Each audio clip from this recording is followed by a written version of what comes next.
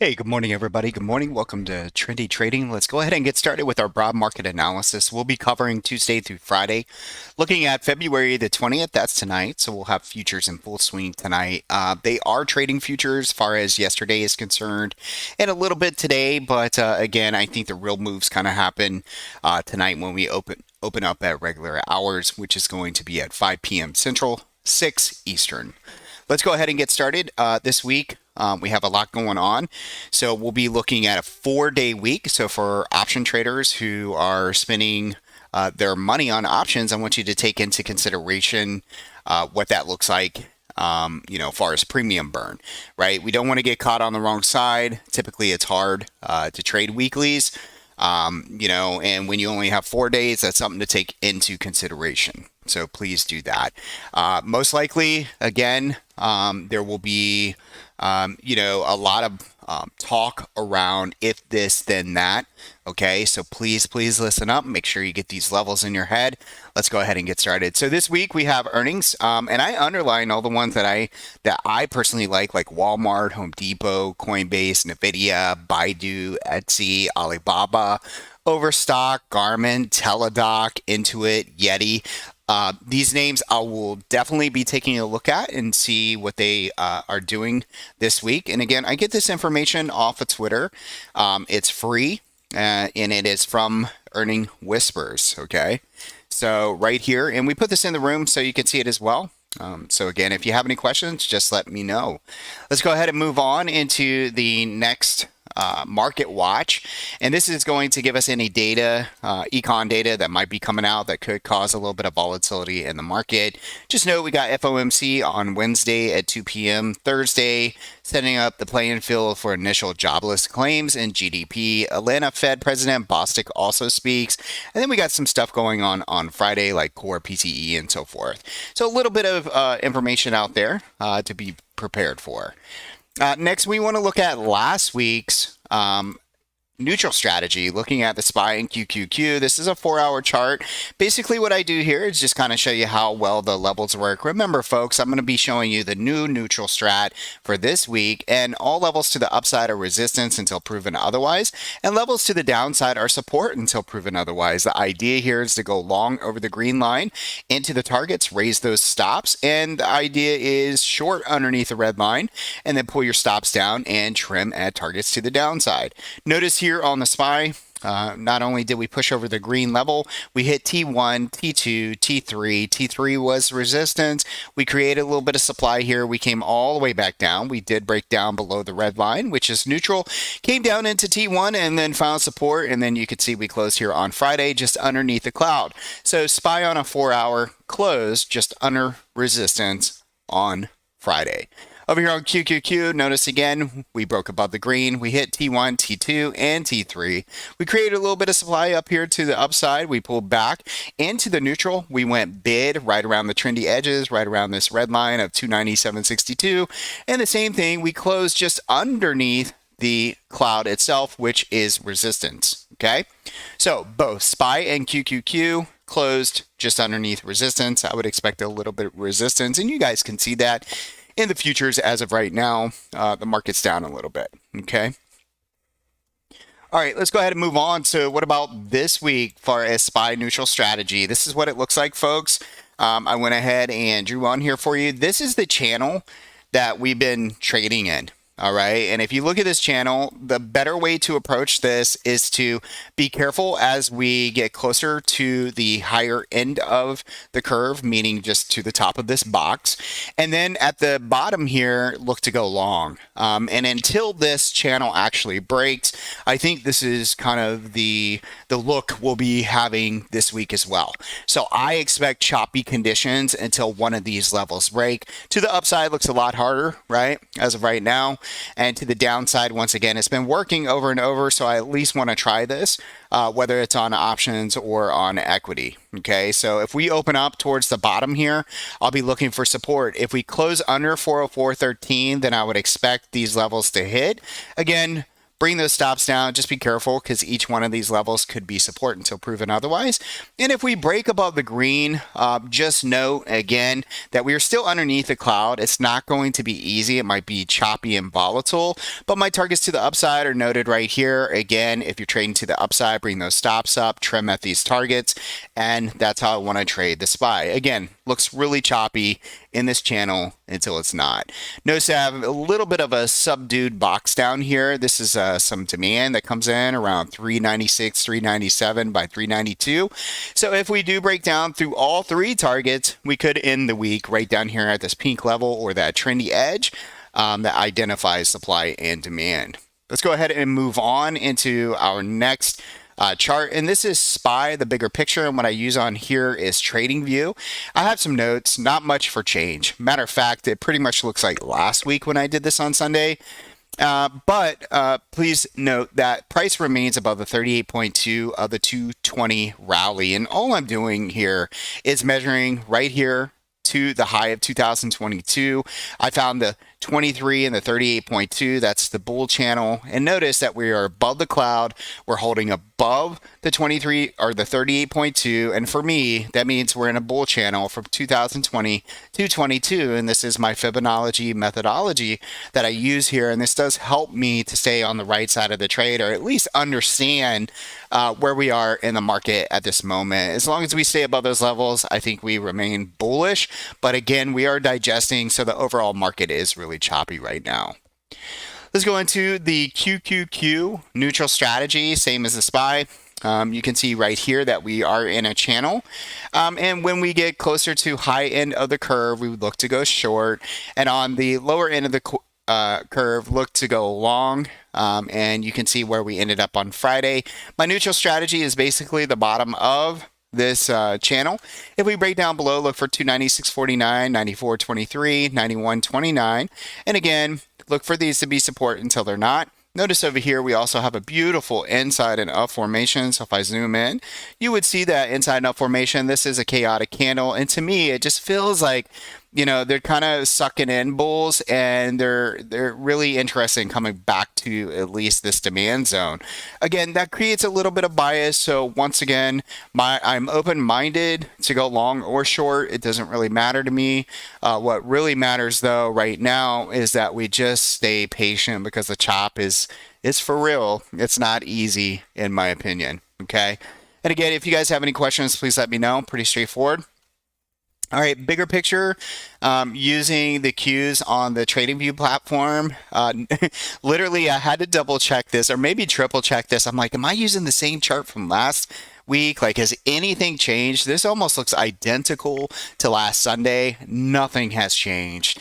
The only thing I said here is almost identical to last week. No changes. As far as the DXY or the dollar is concerned, we want to go over this. We already know that. We've read this very, very well. What's really interesting when I say this out loud, and I say this all the time, is that we can have the best analysis, have everything work out. We can talk about what's going to happen using supply and demand and still mess it up. All right, we are human. Those kind of things happen. All right. Now the dollar, again, the topping wicks and the inside candle, once we went inside and down right here, we were expecting price to come down into this inside and up formation. Once price got to the inside and up formation, I warned everybody here that we could be looking for a next cycle to the downside in the market. And that's exactly what happened. So the dollar came into demand. Boom, it popped up, and then the rest of the market kind of came into a down to choppy cycle.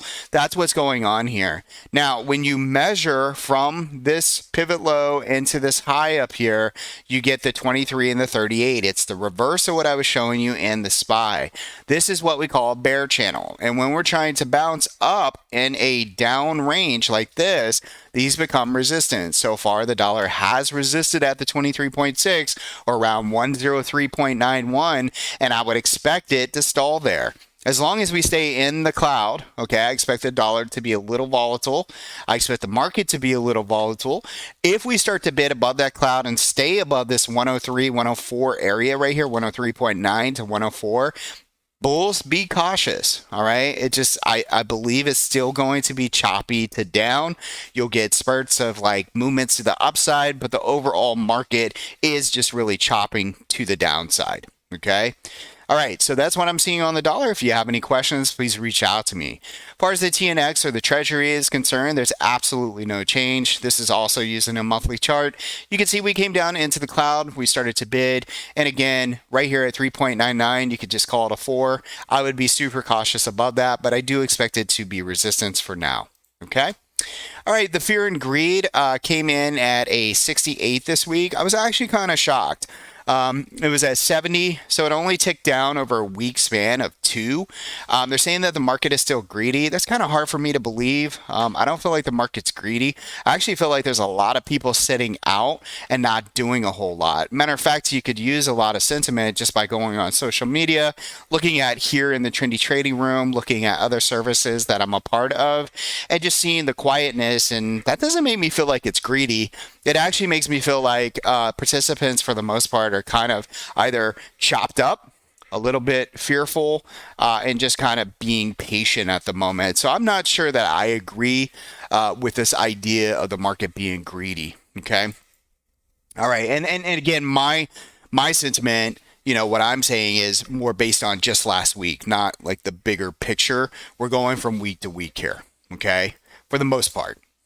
All right, let's move down and look at the skew. So the skew itself came in at 122.8, which for me, remember, my new levels that I put on here, we talked about this last week, where this is risk on area and this for right now is a risk off.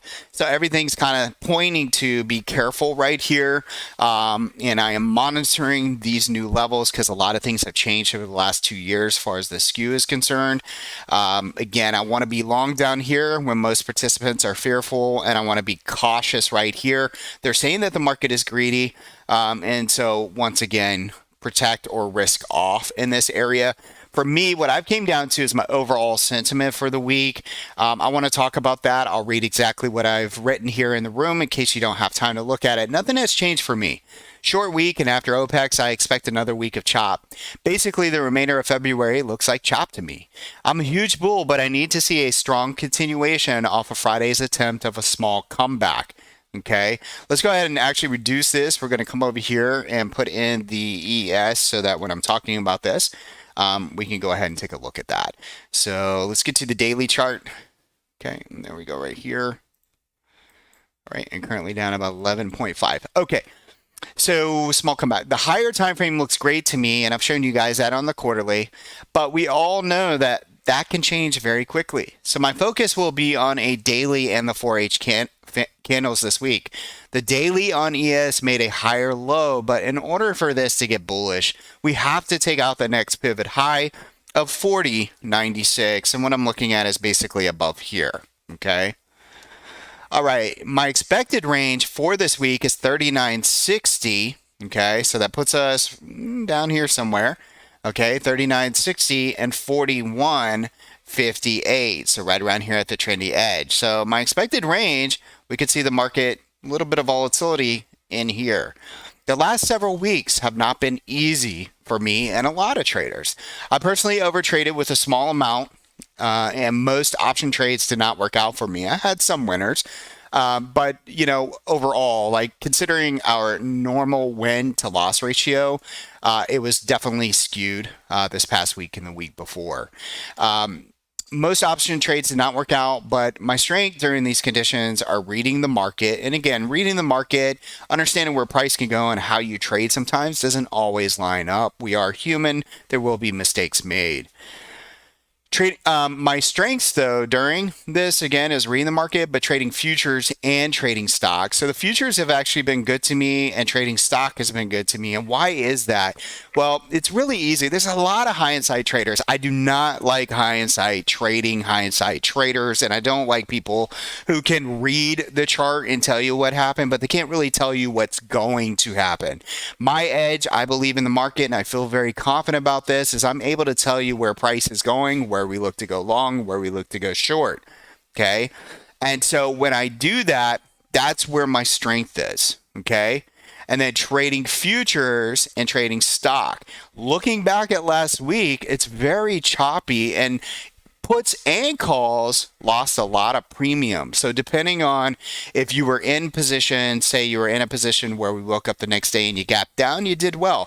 If you were in a position on the call side and we gapped up, you did well. But if you're trying to trade intraday and you weren't executing at levels, it was pretty difficult. And even if you were trading at levels, some of the chop was so bad that the premium, you could just watch it burn off very quickly. So not easy conditions. So I'm going back to looking at equity and futures. I don't have to worry about the Greeks. I'm just executing my trades, hard stops in, and it's pretty straightforward. So once again, having a good time, looking at futures and trading stock, but options just been a little bit more difficult for me in the last couple weeks.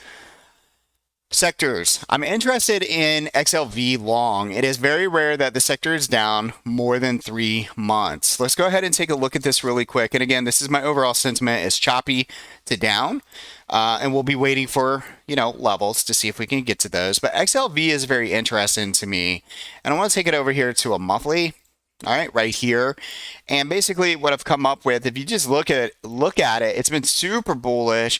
We're just digesting, but what grabs my attention is 3 months down is quite a bit, for this space. And I was like, well, let's go back and look at when the last time we had 3 months down. Well, it was right here in 2020. And then let's go back, all right, 2016. It is very rare that the XLV actually go back 3 months in a row. Here's 2008, folks. You get the point. So this is getting very close to an area where I would be thinking about buying. If we come over into the weekly, I had identified some demand in this area. You can see the inside and up formation. And so I would expect a relief bounce here. We did relief bounce, I should say.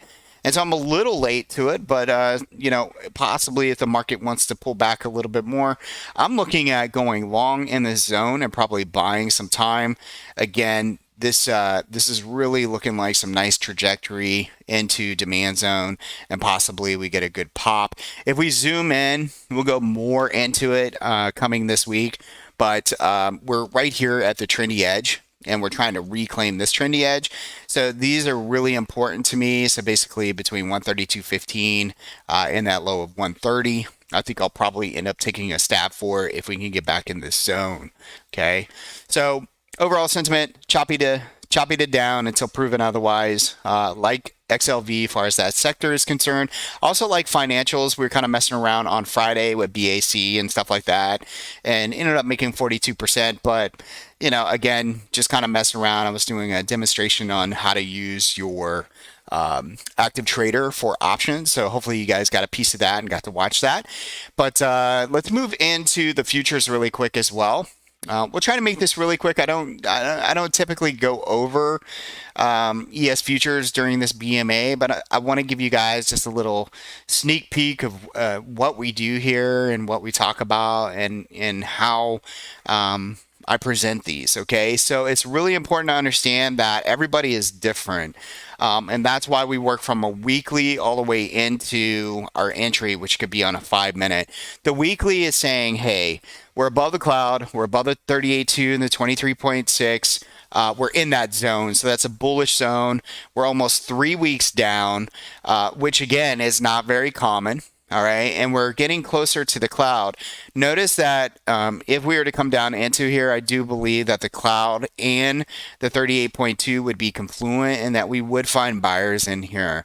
If we dip quickly down into the 40.16 level, again, I would be looking at buying here. In a perfect world for me, folks, would be, hey, you wake up on Monday morning and we've actually gapped down into the inside and up and have a nice dip buy there, okay?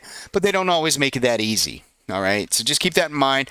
I haven't really changed this. Bulls, you guys need to move back over the 23.6, or you just simply need to go bid, or buyers need to show up at this inside and up. Yeah, so those are my major levels of 41.13 and down here around 4,016. All right, let's go into the daily. So let's say that your span is not quite a weekly and you like the daily. Notice that last week the daily came into my trigger longs. It worked well. It popped up. And I've actually left these trigger longs pretty much where they were. And once again, if price comes in here, my big concentration for the daily, folks, is going to be if we take out this low. If we drop a little bit more, but we start to show a little bit of love, I'm happy here with a stop here and looking for a rounding bottom, and we could get this move back up into resistance at around that 41.23. So right now, potential rounding bottom if we can make a new higher low. I love those rounding bottoms. Definitely looking out for them for this week. Next thing that we're going to look at is the 4 hour. This is your new blueprint. Notice we have resistance above. That's going to be right around the top of the cloud. We have our automated level here. And currently we're at 2. We call this a double stack. So I do expect this area in here to be support. And if you wanted to put a zone around it, you basically just put a box in here down to this level, and I would expect this area to be support. If we break down below there, look for 4032 by 4008. Again, please take note, we are underneath the cloud, and when you're underneath the cloud is resistance until proven otherwise. Matter of fact, every time we bounce up into the cloud, it is a short idea. I want to leave you with this going into this week. I say this a lot, but I really want it to resonate with you. If you're looking at going long or the call side, do it when the market is pulling back into demand. Okay?